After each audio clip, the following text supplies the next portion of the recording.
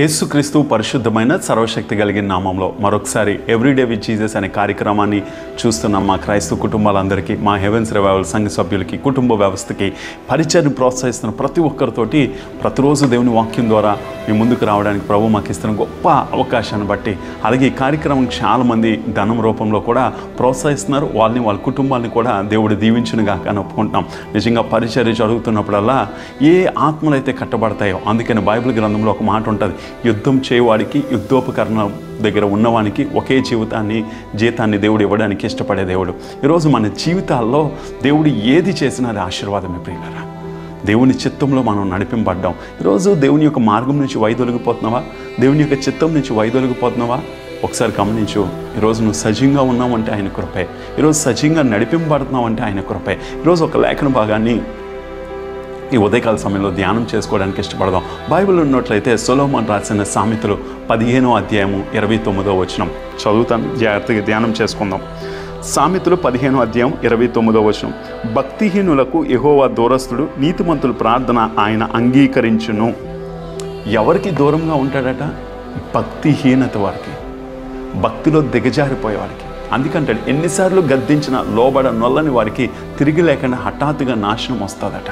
ఈరోజు దేవుడు ఎన్నిసార్లు నీకు చెప్తున్నాడు, నీ భక్తిలో దిగజారిపోతున్నావు. నీ సేవకుల ద్వారా మాట్లాడుతున్నాడు, ఆదివారం వాక్యం ద్వారా మాట్లాడుతున్నాడు, నీ చుట్టూ ఉన్న పరిస్థితుల ద్వారా మాట్లాడుతున్నాడు, కొన్నిసార్లు దేవుడు నేరుగా మాట్లాడుతున్నాడు. ఇన్ని విధానాల్లో దేవుడు మాట్లాడుతున్నప్పుడు నువ్వు భక్తి జీవితంలో దిగజారిపోతున్నావు కనుకే దేవునికి దూరస్తుడివే కాదు, సంఘానికి దూరం అయిపోతున్నావు, సేవకుడికి దూరం అయిపోతున్నావు, సంఘ పరిచర్యలో దూరం వెళ్ళిపోతున్నావు. నీకు నచ్చిన విధానంలో ఉన్నావు కానీ నువ్వు అనుకుంటున్నావు. అందుకంటాడు, ఒక నిల్చున్నాను అనుకున్నవాడు తలంచుకుంటాడట, వాడు పడిపోకున్నట్లు జాగ్రత్తగా ఉండండి. అందుకంటాడు, ఈ చివరి దినాల్లో స్వనీతిలోకి వెళ్ళిపోతున్నాం మేము. నేను భక్తిగా ఉన్నాను, నేను దేవుల్లోనే ఉన్నాను, నన్ను ఎవరు అడగాల్సిన అవసరం లేదు. ఈరోజు నువ్వు పాపంలో తెగించేస్తున్నావు. ఒకప్పుడు నువ్వు ఏ స్థితిలో ఉన్నావు ఒకసారి ఆలోచించు. అందుకంటే నీతిమంతులు ఎలా ఉంటారట? ఆయన ప్రార్థన చేయగా ఆలకిస్తాడట. నీతిమంతులు ప్రార్థన దేవుడు ఆలకిస్తాడు. ఆయన నామంలో నీతిగా ప్రార్థించే నీ ప్రార్థన ఆలకిస్తాడు. అదే నువ్వు భక్తిలో దిగజారిపోతే, మరలా చెప్తున్నాను, దేవుడు నీతో మాట్లాడుతున్నాడు, నువ్వు భక్తిలో వెనకంచులోకి వెళ్ళిపోతున్నావా, దేవుడు నీకు దూరస్తుడు. దేవుడు దూరం అయిపోతే సంఘంలో కూడా నువ్వు దూరం అయిపోతావు, సేవకులకు దూరం అయిపోతావు, సంఘ పరిచర్యకి దూరం అయిపోతావు, ప్రతి దానికి దూరం అయిపోతావు ప్రియులారా. ఈరోజు నువ్వు ఎక్కడైనా దిగజారిపోయావు ఆత్మీయంగా, నీ ప్రార్థన జీవితం తగ్గిపోయిందా, పరిశుద్ధత తగ్గిపోయిందా, దేవుని భయము తగ్గిపోయిందా, దేవుని భక్తి తగ్గిపోయిందా? అందుకే క్రైస్తవ జీవితంలో ఈ 5 చాలా ప్రాముఖ్యం. మనకి 5 వేళ్ళు ఎలాగ ఉంటాయో, పరిశుద్ధత, యథార్థత, విశ్వాసము, నమ్మకత్వం, నిరీక్షణ. ఈ 5 చాలా ప్రాముఖ్యం. ఈరోజు నమ్మకంగా ఉంటున్నావా? నువ్వు పనికి వెళ్తున్నప్పుడు నువ్వు ఎలాంటి వైఖరిని కనపరుస్తున్నావు ఒకసారి ఆలోచించు. భక్తిలో దిగజారిపోయినాడు నచ్చినట్టు బ్రతకడానికి ఇష్టపడతాడు. నీ ఉద్యోగంలో ఎలాగా నమ్మకంగా ఉంటున్నావు? నువ్వు విశ్వాసాన్ని కాపాడుకుంటున్నావా? అందుకే అపోస్తులు అంటాడు, నా విశ్వాసాన్ని కాపాడుకుంటే నా పరుగు కడముట్టిచ్చితనే, ఇక మీదట నా కొరకు నీతి కిరీటం దాచబడి ఉంది అంటాడు. ఈరోజు నువ్వు భక్తిలో దిగజారిపోతే దేవుడికి దూరం అయిపోవడం కాదు, దేవుడు నీకు దూరం అయిపోతాడు. దేవుడు కానీ దూరంగా ఉంటే నువ్వేం సాధించగలవు ఒకసారి ఆలోచించు. ఈరోజు యవన కాలంలోనే నువ్వు దేవునికి దూరం అయిపోతే వృద్ధాప్యంలో వచ్చినప్పుడు దేవుడు దగ్గరగా ఉండగలవా? అసలు దేవుని సన్నిధికి రాయడానికి నీ ముఖం చెల్లుతుందా? అందుకే యవన కాలంలో ఎవరైతే దేవుని యొక్క నామాన్ని సన్నుతిస్తారో మృతిమి వచ్చి వరకు ఎత్తుకునేవాడు ఆయన దేవుని వాక్యం చెప్తున్న ప్రియులారా. నీతిమంతులు ప్రార్థన ఆయన ఆలకిస్తాడు అన్నది ఎంత సత్యమో, నువ్వు భక్తిలో దిగజారిపోతే దేవుడు, సంఘము, సేవకులు, పరిచర్య అన్నీ దూరం అయిపోతాయి.